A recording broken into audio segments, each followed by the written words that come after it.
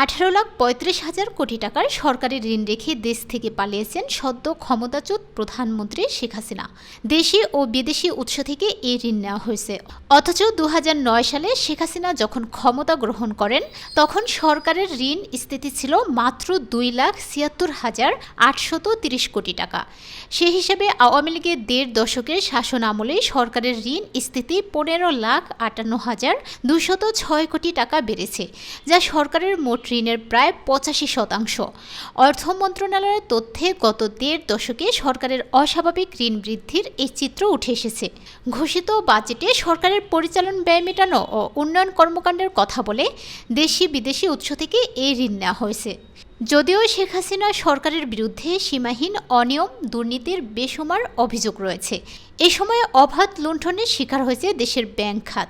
জনগণের লুণ্ঠিত এসব অর্থ পাচার হয়েছে ইউরোপ, আমেরিকা সহ বিভিন্ন দেশে। যুক্তরাষ্ট্রভিত্তিক গবেষণা প্রতিষ্ঠান গ্লোবাল ফাইন্যান্সিয়াল ইন্টিগ্রেটের তথ্য বিশ্লেষণে পাওয়া হিসেব অনুযায়ী শেখ হাসিনা 1.5 দশকের শাসনামলে দেশ থেকে অন্তত 14,920 কোটি বা 149.20 বিলিয়ন ডলার পাচার হয়েছে। বাংলাদেশি মুদ্রায় পাচারকৃত অর্থের পরিমাণ দাঁড়ায় অন্তত 17,60,000 কোটি টাকা। বর্তমান বিনিময় হার অনুযায়ী প্রতি ডলারে 118 টাকা দরে। যদিও বর্তমানে বাংলাদেশের ব্যবহারযোগ্য নেট রিজার্ভ রয়েছে মাত্র 16 বিলিয়ন ডলারেরও কম।